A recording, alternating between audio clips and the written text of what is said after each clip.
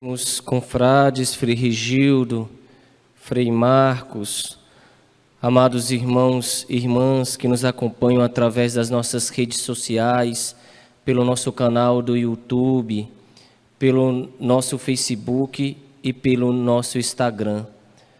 É com grande alegria que hoje a Igreja celebra a solenidade da Festa da Misericórdia. Uma festa que foi instituída pelo amado São João Paulo II, um homem que, através de um pedido de Santa Faustina, introduziu no calendário da Igreja esta festividade. Santa Faustina, uma mulher que foi uma grande santa, que teve uma vida mística, uma mulher que experimentou e teve uma experiência concreta com o nosso Senhor Jesus Cristo. Através da revelação da face de Jesus sobre a sua vida, fez com que a Igreja assumisse esta grande festividade em que contemplamos a infinita misericórdia do nosso Deus unitrino. E olhando e vendo as leituras de hoje, percebemos nitidamente os sinais misericordiosos do nosso Senhor Jesus. Olhar para as leituras de hoje é poder contemplar nas nossas vidas todas as graças, todas as maravilhas, por sermos católicos, por sermos homens e mulheres que estão sempre na busca de poder corresponder ao seu chamado, de poder verdadeiramente ter uma vida em unidade com o nosso bom e Senhor Deus. Olhando para essa leitura do Evangelho que agora acabamos de ouvir de São João, do capítulo 20, do versículo 19 ao 11, apresenta-nos mais uma vez a experiência dos discípulos com o nosso Senhor Jesus Cristo ressuscitado. Nós vimos durante esta primeira semana da Páscoa as experiências que estes discípulos tiveram através do testemunho ocular dos discípulos, ou seja, que são descritos nos evangelhos sinóticos e também no evangelho de São João. Os sinóticos são Mateus, São Marcos e São Lucas. Nós deparamos hoje mais uma vez com a experiência dos discípulos com o ressuscitado. No entanto, antes de poder adentrar de um modo reflexivo no Evangelho, eu gostaria de poder me deter de forma breve na primeira leitura que acabamos de ouvir, que possui um teor muito significativo para nós que vivemos em comunidade. Vimos que São Lucas descreve para nós, nos Atos dos Apóstolos, capítulo 2, versículo 42 ao 47, um retrato de como vivia a comunidade cristã na época após Pentecostes. Mostra-nos para nós aqui uma comunidade fervorosa, uma comunidade que vivia com toda a intensidade de fazer a vontade do nosso Senhor Jesus Cristo. Aqui, dessa primeira leitura, nós podemos destacar 3 aspectos. O primeiro é que eles viviam em oração. Eles viviam juntos, partiam o pão juntos, a fração do pão. E também eles viviam numa constante vida de oração. Era uma comunidade eucarística, como nós de fato, até hoje, depois de 2020 anos, continuamos ao redor da mesa, ao redor do banquete celestial, ao redor do banquete que se faz como alimento o próprio Cristo Senhor presente no pão e no vinho.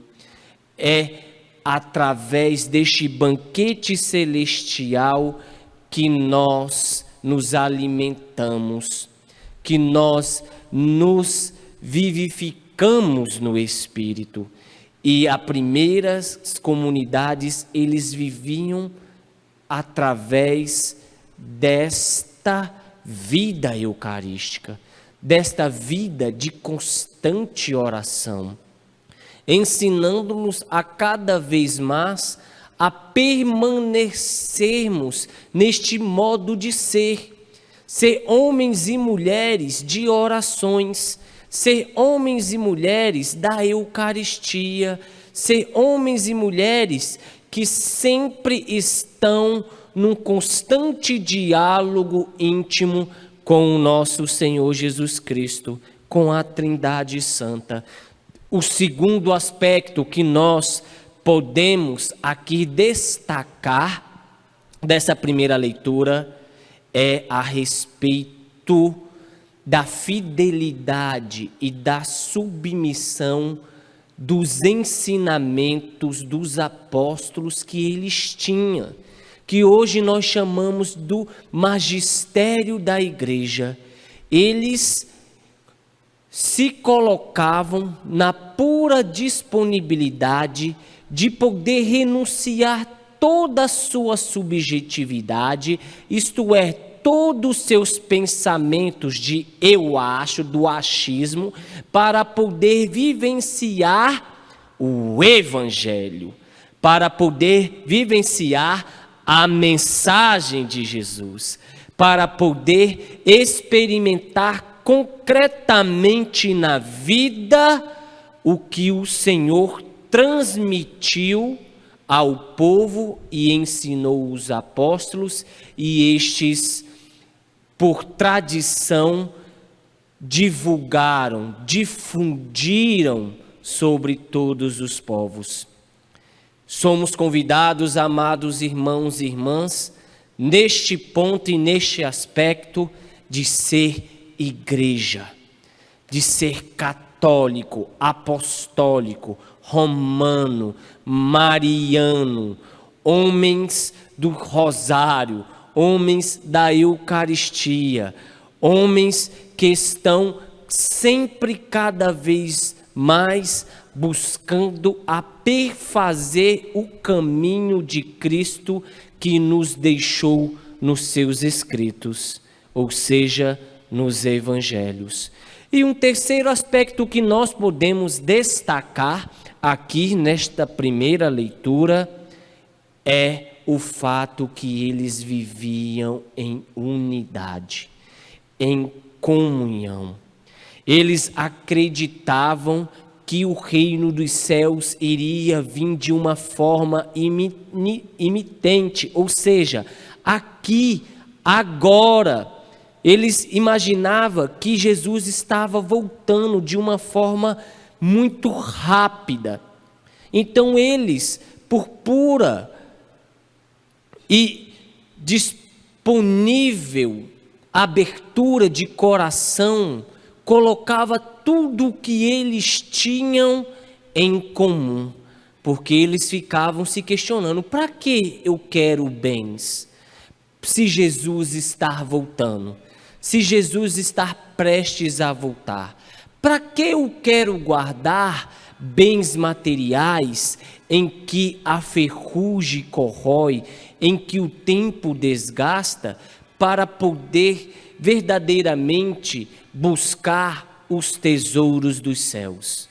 Esta mentalidade dos nossos irmãos faz com que nós possamos entender e compreender a dinâmica do processo quenótico que todos nós cristãos devemos possuir: a vida de renúncia, a vida de esvaziamento, a vida de aniquilamento, de poder a cada dia mais a entrar na dinâmica de poder compreender que tudo o que está ao nosso redor não é nosso, mas somente administramos, porque tudo foi feito para a honra e glória do nosso Senhor.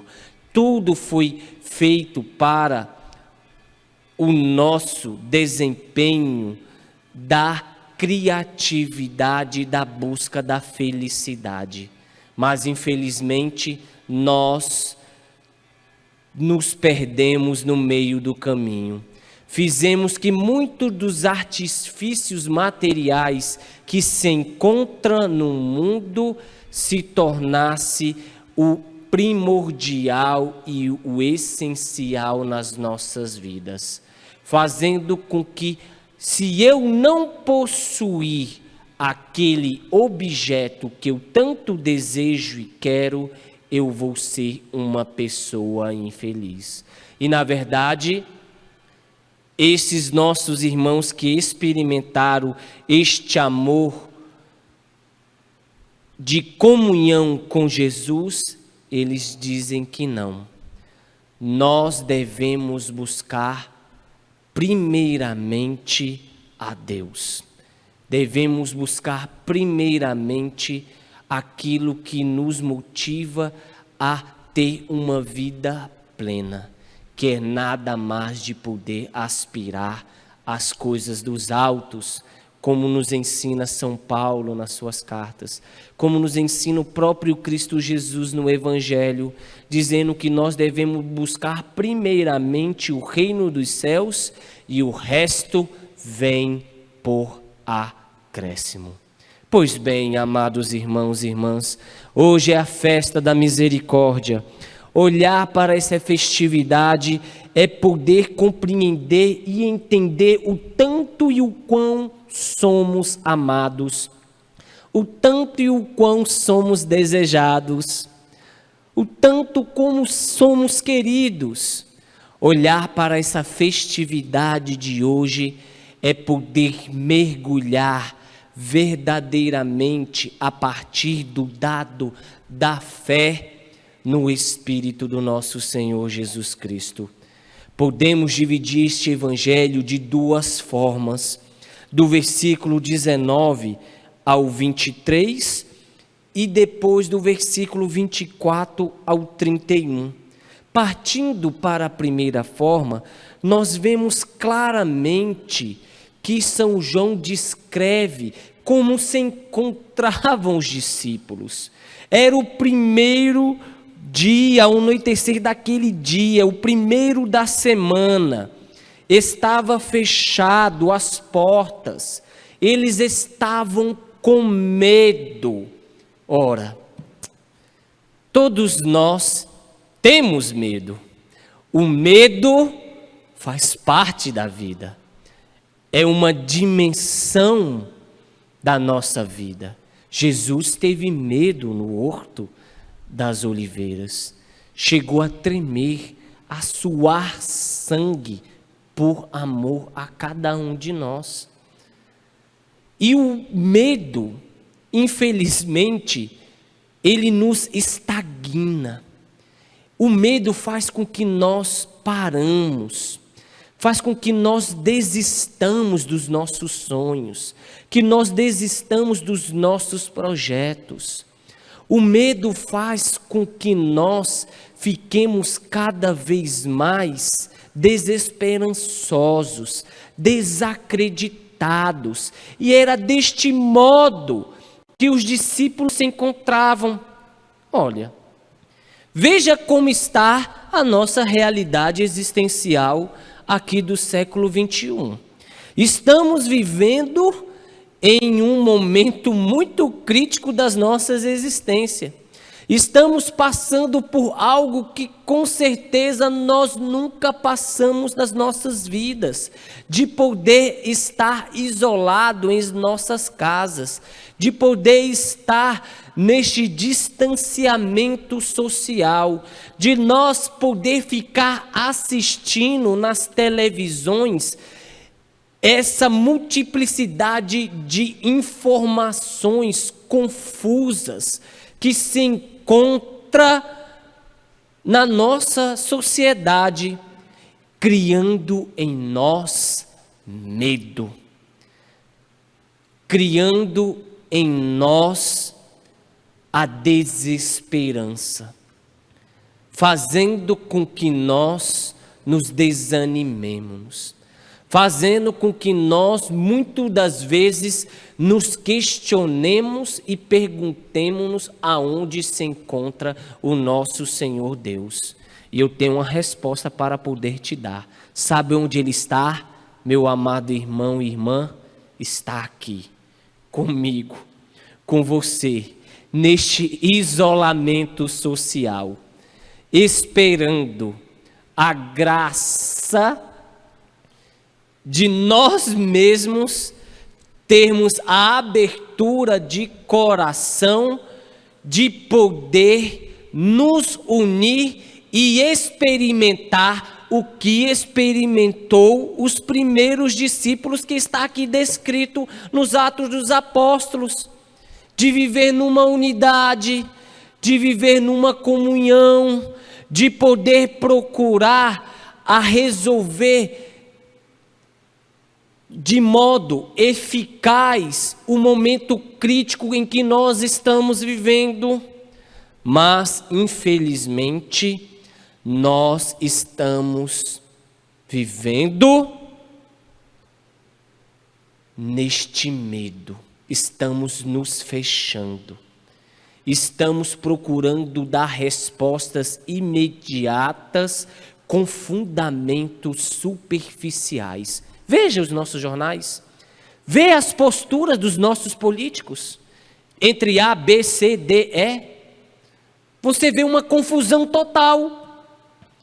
E nós, como católicos, somos convidados ao quê? A orar, meu amado, a rezar. Somos convidados a, nesse momento, junto com o nosso Senhor Jesus Cristo e com certeza com a Nossa Senhora da Abadia, de poder intensificar as nossas orações e fazer com que a graça do Espírito Santo possa mudar toda essa realidade em que nós estamos vivendo. Eu acredito que este momento é apocalíptico, porém, como diz o próprio Evangelho, não é o fim, vai passar. E nestes momentos que nós vemos os sinais, as ações de misericórdia, é neste momento que nós vemos claramente a postura da igreja, de uma forma sábia, de uma forma silenciosa, procurando agir no silêncio, como agia Maria, assim como agiu São José. Quando Jesus viu que o lugar que eles estavam de portas fechadas, entrou e, pondo-se no meio deles, disse: a paz esteja convosco. O shalom do paz, o shalom do Pai, a paz do próprio Cristo. Jesus, a paz, o príncipe da paz, estar no meio deles. Acabou. Não precisa ter medo mais das trevas. Não precisa ter medo mais das escuridões. Não precisa ter medo mais de tudo aquilo que queira assolar o seu coração, que queira tirar da sua vida a virtude da esperança, da caridade. Eu venci a morte, eu estou vivo, Eu estou aqui no meio de vós. Eu estou no meio de vós, Frei Ayrton. Não precisa ter medo do coronavírus, somente se cuide. Tenha cuidado. Não atente o seu Senhor, teu Deus. Procure a viver este momento de intensidade de oração, de unidade, de comunhão comigo, porque a vida venceu a morte. E todos eles ficaram alegres quando se presenciaram com este Deus. E o que Jesus faz? Sopra sobre eles, aqui nos diz o versículo 22. Soprou sobre eles e disse: recebei o Espírito Santo. A quem perdoardes os pecados, eles lhes serão perdoados. E a quem os não perdoardes, eles lhes serão retidos. Olha só que ação de misericórdia que Deus concedeu aos discípulos. Um primeiro aspecto que nós temos que ver, que Deus deu ao Espírito Santo, fazendo a memória da nova criação. Aqui se remete ao capítulo 2, versículo 7 de Gênesis, quando Deus fez o homem, modelou o homem do barro, chegou na sua narina e soprou. O ruá se tornou um ser vivente, se tornou uma criatura. Agora, após a sua morte e ressurreição, receba o Espírito Santo. Você é uma nova criatura. Você agora é o meu filho. Você agora é a minha filha. Agora você é o meu príncipe. Agora você é a princesa do meu reino dos céus. E tudo o que é meu é seu. Olha que bênção. Olha que atitude de misericórdia. Aqui nós vemos implicitamente o sacramento da confissão. Católico, pelo amor de Deus, procura-se a confessar constantemente. Procure o sacramento da reconciliação. Procure a vivenciar uma vida de misericórdia, a experimentar esta infinita misericórdia do nosso Senhor Jesus Cristo, através deste divino sacramento que a igreja nos oferece através dos vossos sacerdotes. Procurem arrepender-se verdadeiramente de todos os vossos pecados e ir ao encontro do Pai através desta ação misericordiosa que o Senhor nos deu. Devemos procurar constantemente a experimentar esta ação. E nós vemos aqui na segunda parte deste evangelho a experiência dos discípulos de fé. Aqui vemos este evento, segundo São João, claramente que o discípulo Tomé se fez ausente no primeiro momento. Ele não viu o nosso Senhor Jesus Cristo. Ele foi ver somente no segundo momento, em que os discípulos diziam para eles, como eu estou vos transmitindo agora, você aí que está na sua casa, creia, meu amado, pelo amor de Deus, creia que o Senhor está conosco, que o Senhor está contigo, que o Senhor está em nosso favor, que o Senhor com certeza está agindo na sua casa, que Deus está agindo no seu trabalho, que Deus está agindo na sua família. Somente creia, tenha fé. E quando os discípulos diziam, Tomé, nós vimos Jesus. Eu vi Jesus. Eu acredito somente se eu poder tocar nas suas chagas. Nós somos assim. Nós somos muito do palpável. Nós queremos ver a coisa, a evidência aqui, agora. Vivemos em uma época da ciência, em que nós queremos ter respostas para tudo. E quando nós olhamos e vemos nesta atitude de incredulidade de Tomé, faz com que cada um de nós possamos refletir das vezes que fomos incrédulos diante da misericórdia infinita de Deus, das vezes que nós não demos credibilidade às palavras do Evangelho, das vezes em que nós, infelizmente, negligenciamos o amor paterno de Jesus sobre as nossas vidas e dos nossos irmãos de comunidade. Ver esta figura de Tomé é olhar para mim, Frei Ayrton, é poder você olhar para si e poder acreditar acima de todos os problemas, de todas as dificuldades, de todas as tribulações, de todos os obstáculos da vida, que a misericórdia de Jesus é maior. Quando Jesus apareceu, Tomé, estende a tua mão e coloca aqui no meu lado, ou seja, nas minhas chagas. Não seja incrédulo, Frei Ayrton. Não seja incrédulo, Ellen.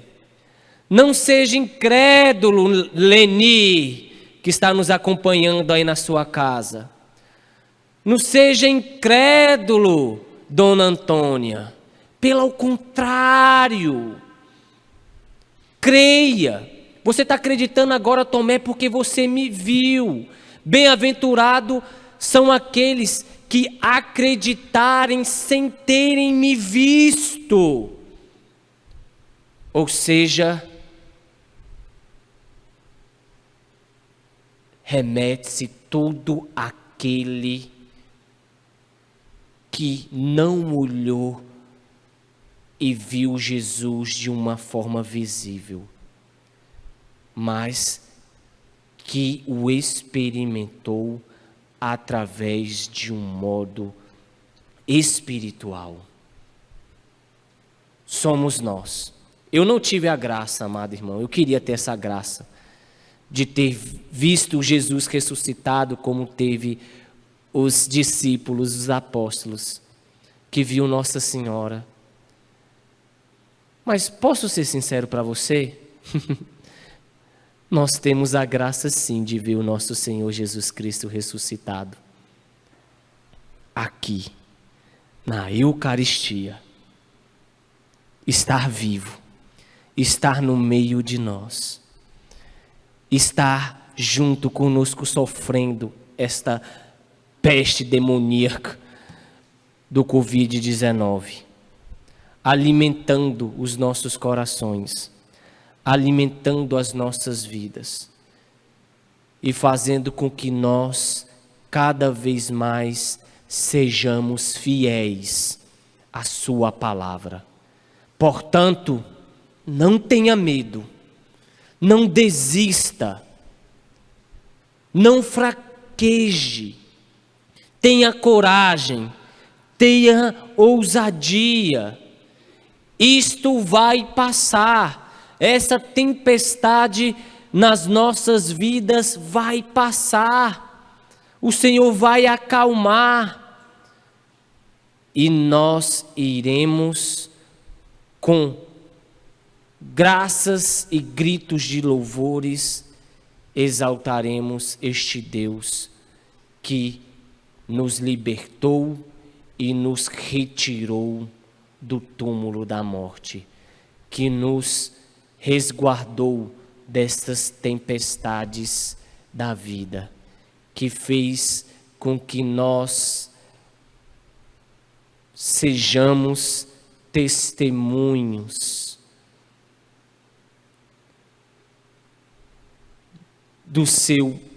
da sua Páscoa, do seu ressurgimento, da sua vida. Tenhamos fé, acreditamos que o nosso Senhor Jesus Cristo vai fazer o melhor na minha vida e na sua vida.